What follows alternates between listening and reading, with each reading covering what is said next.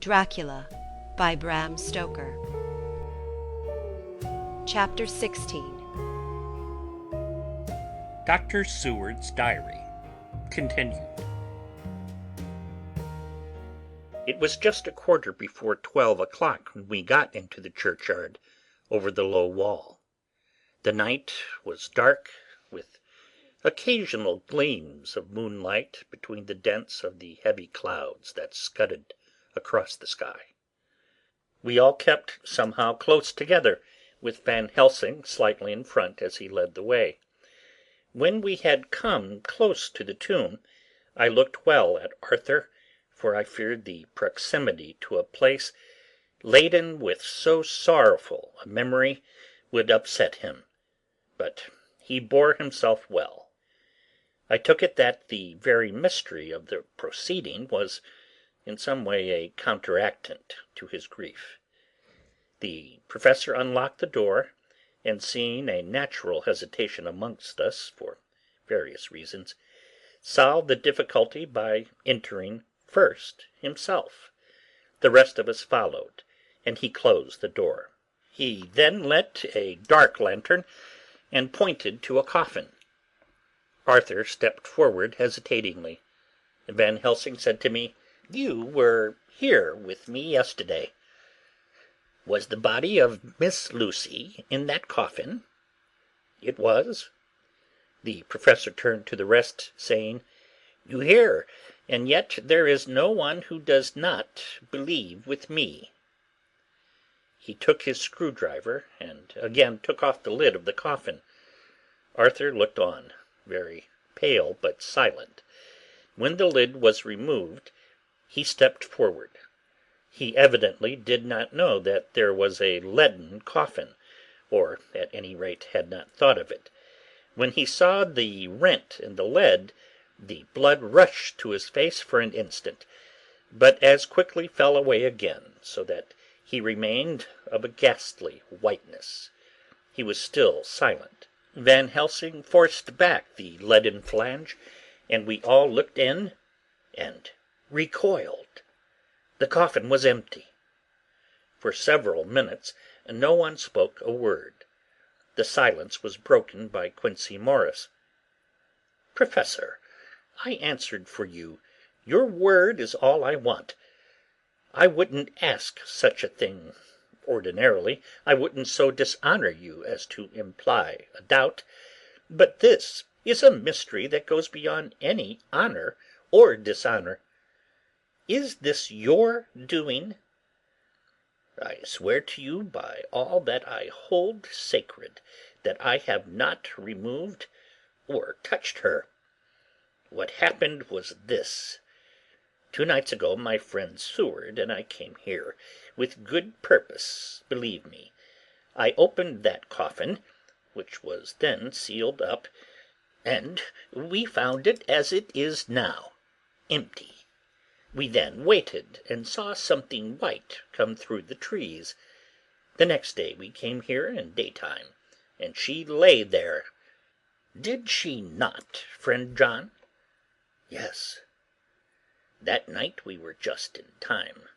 One more so small child was missing, and we find it, thank God, unharmed amongst the graves. Yesterday I came here before sundown, for at sundown the undead can move. I waited here all night till the sun rose, but I saw nothing. It was most probable that it was because I had laid over the clamps of those doors garlic, which the undead cannot bear, and other things which they shun. Last night there was no exodus, so tonight, before the sundown, I took away my garlic and other things, and so it is we find this coffin empty. But bear with me. So far there is much that is strange. Wait you with me outside, unseen and unheard, and things much stranger are yet to be." So here he shut the dark slide of his lantern. "Now to the outside." He opened the door, and we filed out, he coming last and locking the door behind him. Oh, but it seemed fresh and pure in the night air, after the terror of that vault. How sweet it was to see the clouds race by, and the passing gleams of the moonlight between the scudding clouds crossing and passing, like the gladness and sorrow of a man's life.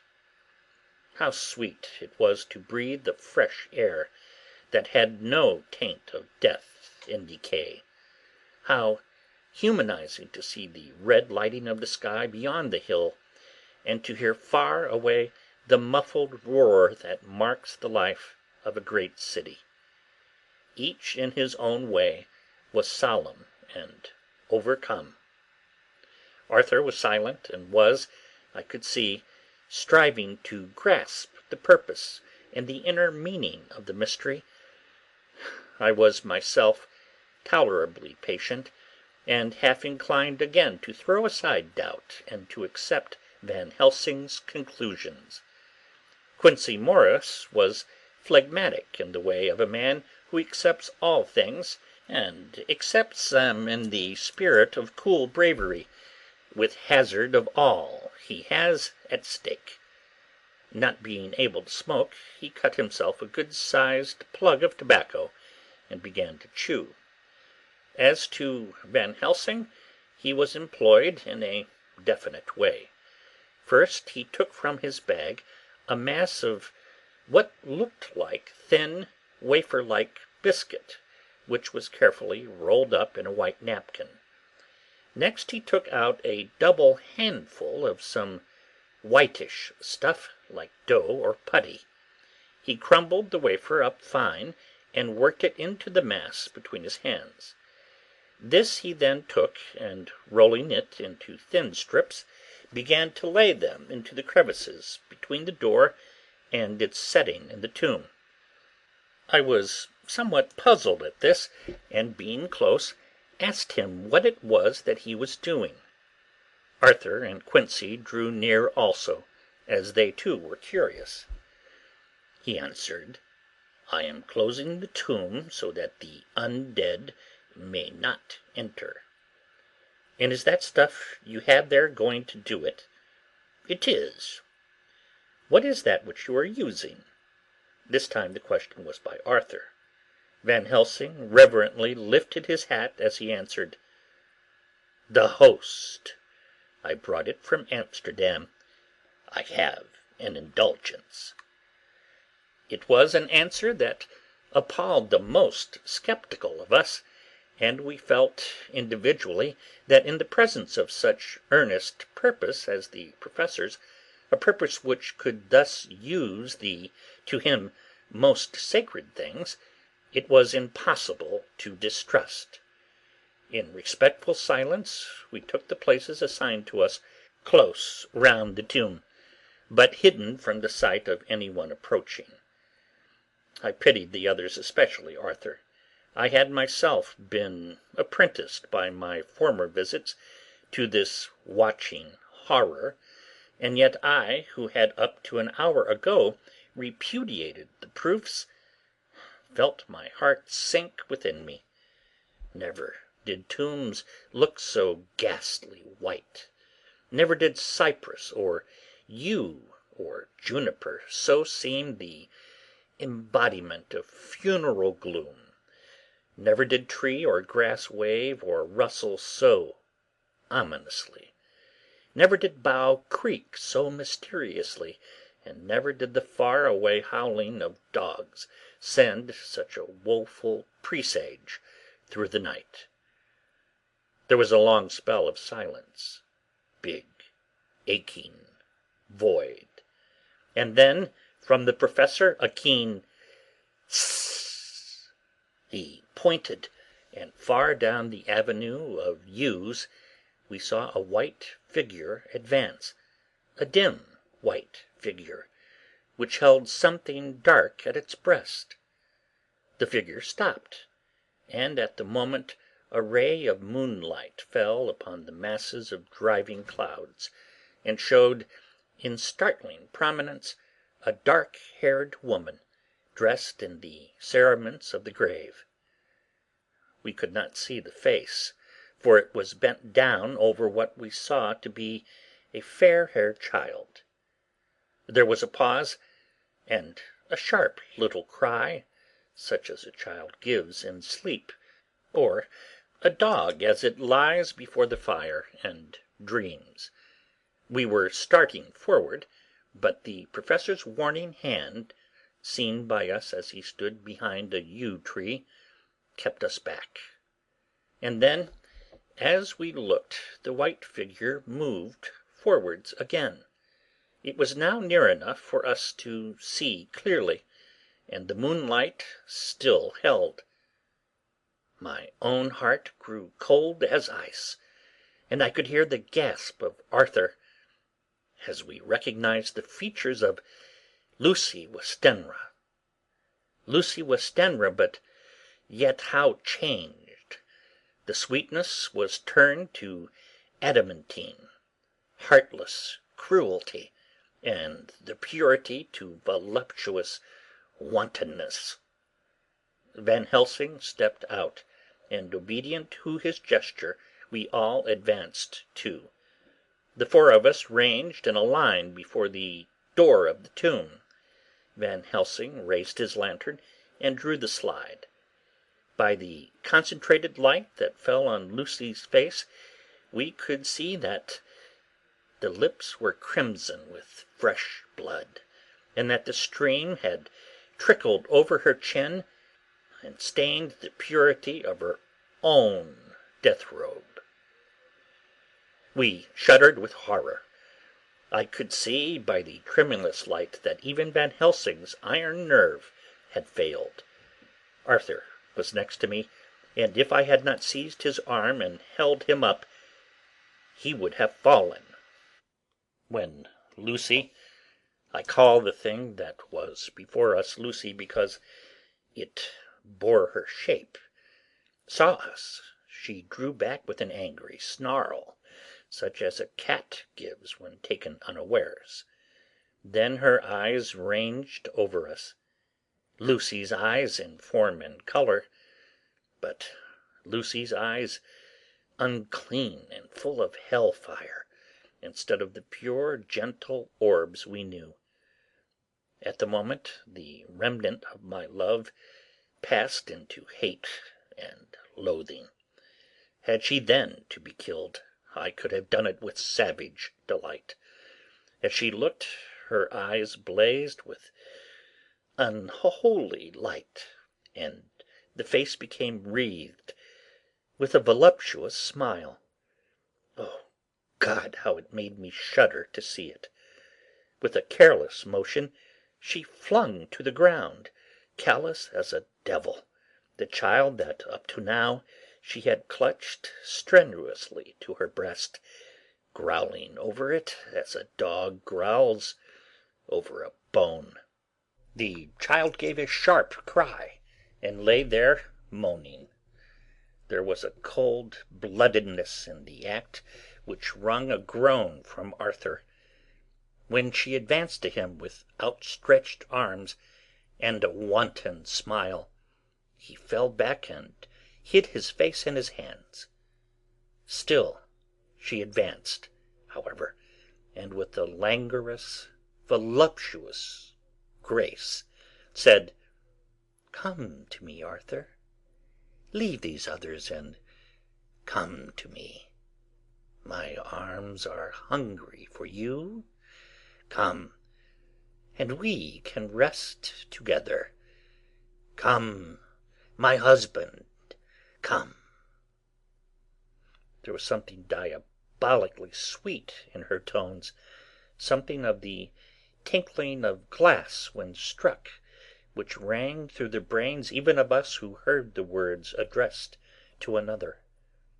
As for Arthur, he seemed under a spell. Moving his hands from his face, he opened wide his arms. She was leaping for them when Van Helsing sprang forward and held between them his little golden crucifix.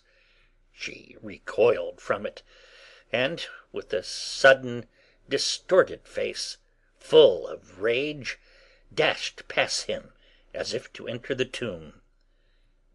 When within a foot or two of the door, however, she stopped, as if arrested by some irresistible force. Then she turned, and her face was shown in the clear burst of moonlight, and by the lamp, which had now no quiver from Van Helsing's nerves. Never did I see such baffled malice on a face, and never, I trust, shall such ever be seen again by mortal eyes. The beautiful colour became livid, the eyes seemed to throw out sparks of hell-fire, the brows were wrinkled as though the folds of flesh were the coils of Medusa's snakes, and the lovely blood-stained mouth grew to an open square, as in the passion masks of the Greeks and Japanese. If ever a face meant death, if looks could kill, we saw it at that moment. And so for full half a minute, which seemed an eternity, she remained between the lifted crucifix and the sacred closing of her means of entry. Van Helsing broke the silence by asking Arthur, "Answer me, my friend. Am I to proceed in my work?" "Do as you will, friend, do as you will. There can be no horror like this ever any more." And he groaned in spirit. Quincey and I simultaneously moved towards him and took his arms. We could hear the click of the closing lantern as Van Helsing held it down. Coming close to the tomb, he began to remove from the chinks some of the sacred emblem which he had placed there. We all looked with horrified amazement as we saw, when he stood back, the woman, with a corporeal body as real at that moment as our own, pass through the interstice where scarce a knife-blade could have gone. We all felt a glad sense of relief when we saw the professor calmly restoring the strings of putty to the edges of the door. When this was done, he lifted the child and said, "Come now, my friends, we can do no more till tomorrow. There is a funeral at noon, so here we shall all come before long after that. The friends of the dead shall be gone by 2, and when the sexton locks the gate, we shall remain. Then there is more to do, but not like this of tonight. As for this little one, he is not much harmed, and by tomorrow night he shall be well. We shall leave him where the police will find him, as on the other night, and then to home." Coming close to Arthur, he said, "My friend Arthur, you have had a sore trial, but after, when you look back, you will see how it was necessary. You are now in the bitter waters, my child. By this time tomorrow you will, please God, have passed them, and have drunk of the sweet waters. We do not mourn overmuch. Till then I shall not ask you to forgive me." Arthur and Quincey came home with me, and we tried to cheer each other on the way. We had left behind the child in safety, and were tired, so we all slept with more or less reality of sleep. 29 September night. A little before 12 o'clock, we three, Arthur, Quincey Morris, and myself, called for the professor. It was odd to notice that, by common consent, we had all put on black clothes. Of course, Arthur wore black, for he was in deep mourning, but the rest of us wore it by instinct, We got to the graveyard by 1:30, and strolled about, keeping out of official observation, so that when the grave-diggers had completed their task, and the sexton, under the belief that everyone had gone, had locked the gate, we had the place all to ourselves. Van Helsing, instead of his little black bag, had with him a long leather one, something like a cricketing bag. It was manifestly of fair weight. When we were alone, and had heard the last of the footsteps die out up the road, we silently, and as if by ordered intention, followed the Professor to the tomb. He unlocked the door, and we entered, closing it behind us. Then he took from his bag the lantern, which he lit, and also 2 wax candles, which, when lighted, he stuck by, melting their own ends on the other coffins, so that they might give light sufficient to work by. When he again lifted the lid off Lucy's coffin, we all looked, Arthur trembling like an aspen, and saw that the corpse lay there in all its death beauty. But there was no love in my own heart, nothing but loathing for the foul thing which had taken Lucy's shape without her soul. I could even see Arthur's face grow hard as he looked. Presently he said to Van Helsing, "Is this really Lucy's body, or only a demon in her shape?" "It is her body, and yet not it. But wait a while, and you shall see her as she was and is." She seemed like a nightmare of Lucy as she lay there, the pointed teeth, the blood-stained voluptuous mouth, which made one shudder to see, the whole carnal and unspirited appearance, something like a devilish mockery of Lucy's sweet purity. Van Helsing, with his usual methodicalness, began taking the various contents from his bag and placing them ready for use. First he took out a soldering iron and some plumbing solder, and then small oil lamp, which gave out, when lit in a corner of the tomb, gas which burned at a fierce heat with a blue flame.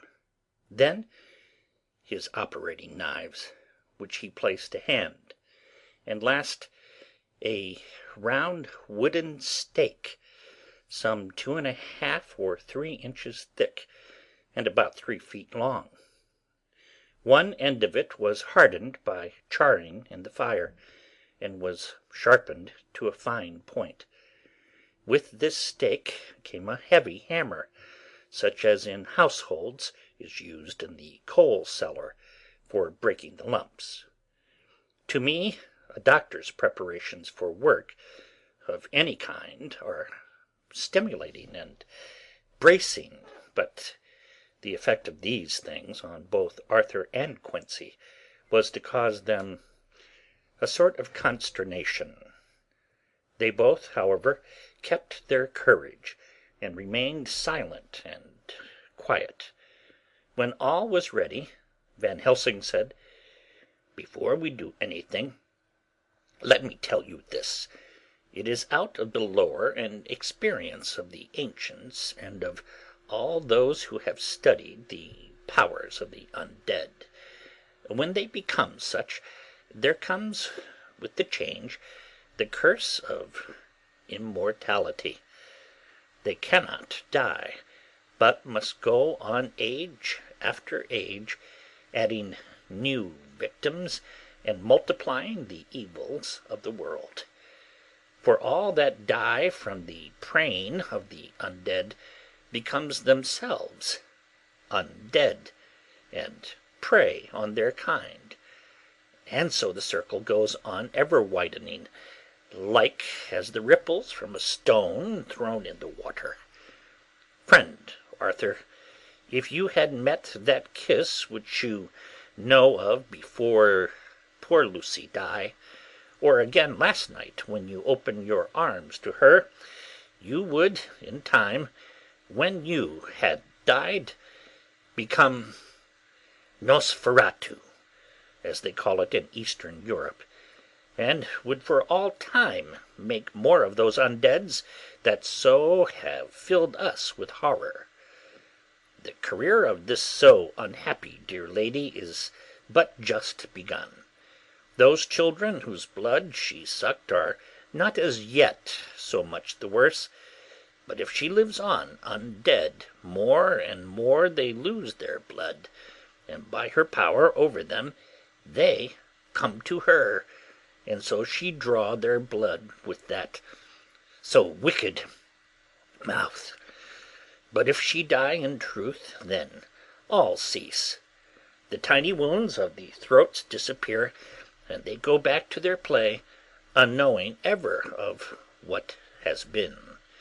But of the most blessed of all, when this now undead be made to rest as true dead, then the soul of the poor lady whom we love shall again be free. Instead of working wickedness by night, and growing more debased in the assimilating of it by day, she shall take her place with the other angels.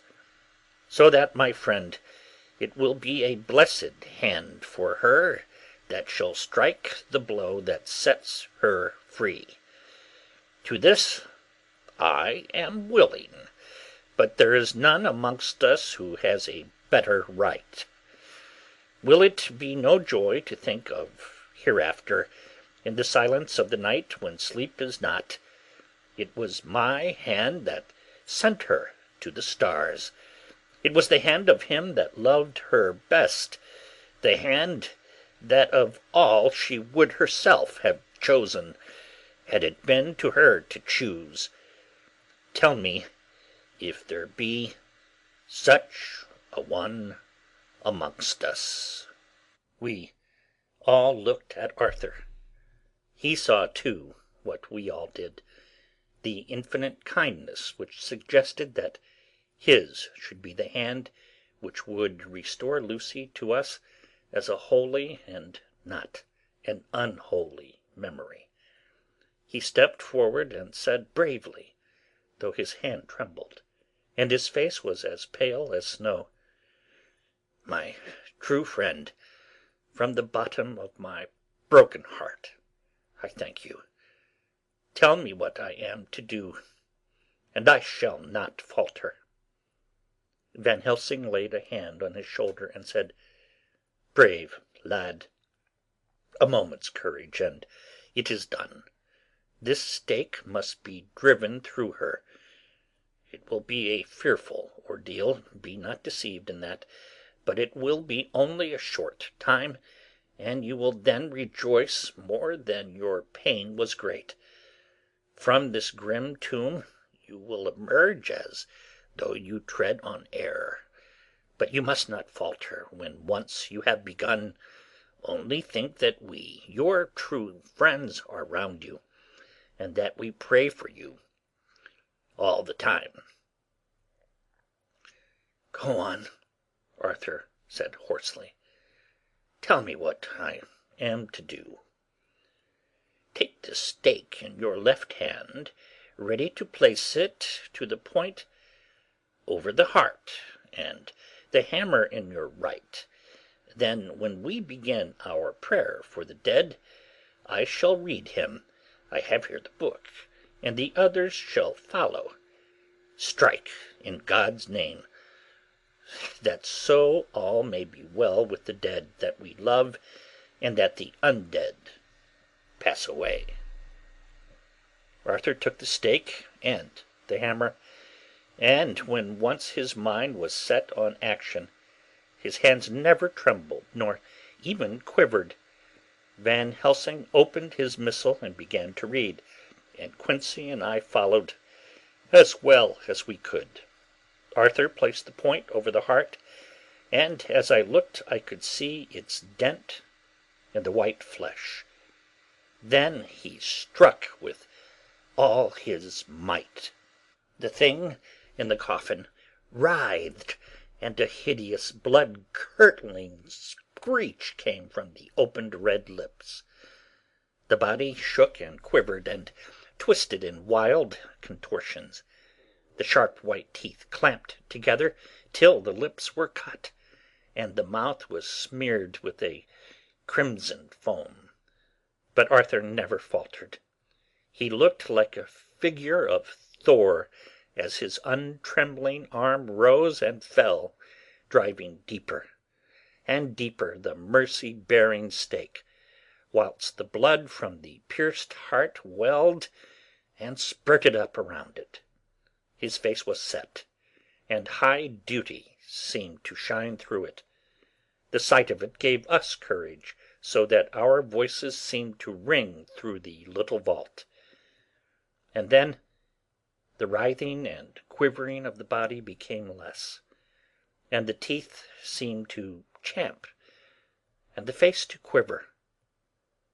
Finally it lay still. The terrible task was over. The hammer fell from Arthur's hand. He reeled and would have fallen had we not caught him. The great drops of sweat sprang from his forehead, and his breath came in broken gasps. It had indeed been an awful strain on him, and had he not been forced to his task by more than human considerations, he could never have gone through with it. For a few minutes we were so taken up with him that we did not look towards the coffin. When we did, however, a murmur of startled surprise ran from one to the other of us.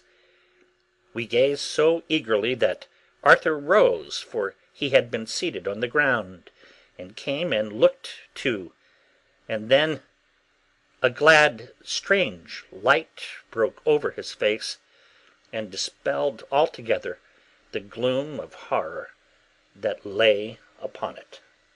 There, in the coffin, lay no longer the foul thing that we had so dreaded and grown to hate, that the work of her destruction was yielded as a privilege to the one best entitled to it, but Lucy as we had seen her in life, with her face of unequalled sweetness and purity.